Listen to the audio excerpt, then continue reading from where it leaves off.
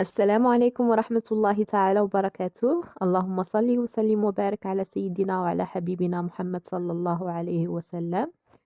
كي دايرين اخوتي خواتاتي، كنتمنى تكونوا على خير ان شاء الله وفي اتم الصحة والعافية يا رب. مرحبا بكم في قناتي وقناتكم مطبخ اسماء للمبتدئات، اللي ديما كتقدم لكم وصفات في المتناول واقتصادية. اليوم غنحضر معاكم الروز بالفخيضات ديال الدجاج على الطريقة ديال الكبسة، وصفة اللي يمكن لكم تحضروها للغداء او العشاء. بالنسبة للناس اللي اول مرة غيزوروا قناتي مطبخ اسماء للمبتدئات، ما ينساوش يضغطوا على زر الاشتراك ويفعلوا الجرس باش يوصلهم كل ما هو جديد. يلا ندوزو المقادير وطريقة التحضير. بسم الله على بركة الله. كنحتاجو في المقادير ديالنا كيلو ديال الفخاد ديال الدجاج من بعد ما كنكونوا غسلناهم مزيان وملحناهم ورقدناهم شويه ديال الحامض وسكينجبير وغسلناهم مزيان بطبيعه الحال. وكنحتاجوا جوج بصلات مشلضين بحجم متوسط، وكنحتاجوا جوج ديال المطيشات محكوكين حتى هما.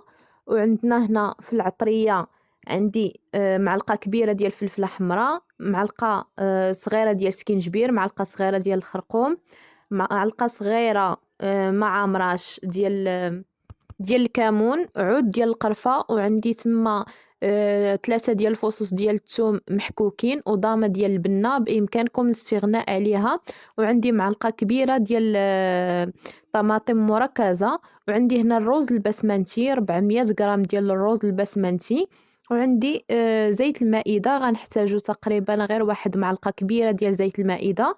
اول خطوه كناخدو داك الارز وكنفزقوه في الماء من بعد ما كنكونوا غسلناه مزيان. كنفزقوه في الماء وكنخليوه جانبا، وكناخدو طنجره وكنضيفو فيها واحد ملعقه كبيره ديال زيت المائده اولا 2 معالق على حسب الكميه اللي غتستخدموا. انا استخدمت هنا تقريبا 2 معالق كبار. درت ليهم داك البصله المشلضه، ضفت عليها الثومه والملح. نسيت ما ذكرتش معاكم الملح، ضروري من الملح. صافي هنايا من بعد ما تشحرات ليا داك البصله مزيان مع شويه ديال الملحه والثومه في داك زيت المائده، ضفنا عليها ديك مطيشه محكوكه. من بعد ما تشحروا مزيان كنضيفوا التوابل كلها دفعه واحده، ديك الدامه ديال البنه، وكنضيفوا العطريه كامله وداك العود ديال القرفه، وكنحركوا شويه حتى كتقلى معنا داك الخليط كامل وكتذوب معنا داك الطماطم المركزه. مباشرة من بعد ما كيتقلى معنا الخليط كنضيفو عليه داك كيلو ديال الفخاد ديال الدجاج. بإمكانكم تستعملوا أي قطع ديال الدجاج، ماشي بالضرورة الفخاد، يمكن لكم تستعملوا دجاجة كاملة مقطعة. أنا فضلت أنني نضيف غير الفخاد، كيجيو زويونين في المنظر وفي المذاق. صافي هنايا غنحاول ندخل داك الخليط مزيان في الفخيضات ديال الدجاج حتى كيتقلاو معنا مزيان باش كنمرقوه بالماء.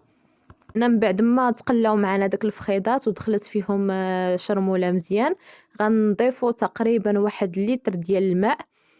صافي هنايا غنسدو عليهم واحد شوية بما دخلهم الطياب، وغنعاودو نحلو عليهم باش نحيدو داك الفخيضات ديال الدجاج ونضيفو عليهم الروز. هنايا من بعد ما طاب لينا داك الفخيضات تماما، غنحاولو اننا نحيدوهم بشوية باش غندخلوهم يتحمروا في الفران. صافي هنايا غنحيد داك الفخيضات كاملين، وغنضيف ليهم داك الروز اللي من بعد ما غسلناه وفزقناه في الماء، غنضيفو مباشرة في داك المرق باش يطيب معانا، وغنحركو واحد شويه وغنخليوه جانبا يطيب. غندوزو هنا للفخيضات، غندير لهم واحد التتبيله بسيطه باش غنخشيهم في الفران يتحمروا. كاين اللي كيقليهم، انا فضلت انني نحمرهم في الفران. درت ليهم معلقه صغيره د الهريسه، معلقه د الزبده، معلقه صغيره ديال المطارد، ومعلقه صغيره ديال المايونيز. كنخلطوا الكل مع بعضياتهم وكنحاولوا اننا ندهنوا داك الفخيضات بهذا الخليط هذا، كيعطيهم واحد المذاق زوين. اللي كيضيف حتى ضامة ديال البنة هنايا في هاد الخليط هذا. انايا حيت استخدمتها في المرق ما بغيتش نولي نستخدمها في الخلطة باش ندهنوا بها الفخيضات ديالنا، اكتفيت بهاد الخليط فقط. صافي انا غنستمر هكا في هاد على هاد الكيفيه هادي حتى غندهن الفخيضات كاملين بعد ما كنكون مشعله الفران ومسخناه، وغندخل هاد الفخيضات يتحمروا معانا. من بعد ما تحمروا جاو على هاد الشكل هذا، كنحاولوا أنهم غير يتشمعوا ما نحرقوهمش وكنخرجوهم. وهنايا الرز ديالنا ها هو نشف من داك المرق ديالو.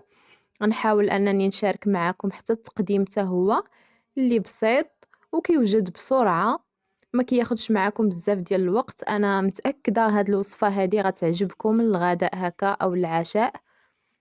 صافي هنايا خديت داك الأرز وبديت كنضيفو في الإناء ديال التقديم.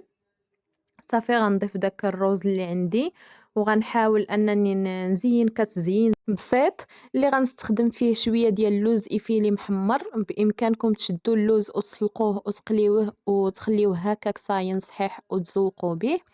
بإمكانكم تكتفيو به هكايا بلا تزيين. أنا حيت ما ضفتش القزبر ومعدنوس في الخليط خليتهم حتى نزين بهم من الفوق هكا. كيعجبني داك لوغو ديالهم من تيكون باقي خضر ما طايبش. صافي هنا من بعد ما ضفت الرز غنستف داك الفخيضات ديال الدجاج اللي عندي على هاد الشكل هذا وغنحاول انني نزين من الفوق بداك معدنوس مقطع، قزبر ومعدنوس مقطعين من الفوق. وغنزين بداك اللوز إفيلي اللي محمر على هاد الشكل هذا هو الطبق ديالنا كيجي على هاد الشكل هذا. نتمنى يكون التقديم خفيف ظريف على قلوبكم إن شاء الله. جات الوصفة على هذا الشكل، صدقوني راه كيجي لذيذ، غير جربوه إن شاء الله وغادي ينال الإعجاب ديالكم. كانت هذه هي الوصفة ديال اليوم، ما تبخلوش عليا بالتشجيعات ديالكم، تشاركوا الوصفات ديالي مع الأهل والحباب. كنتمنى منكم أنكم تجربوا الوصفة وتشاركوا معايا في التعليقات الآراء ديالكم. كانت هذه هي الوصفة ديال اليوم، كنتمنى أنها تنال الإعجاب ديالكم. إلى وصفات أخرى إن شاء الله. دمتم في رعاية الله وحفظه وإلى اللقاء.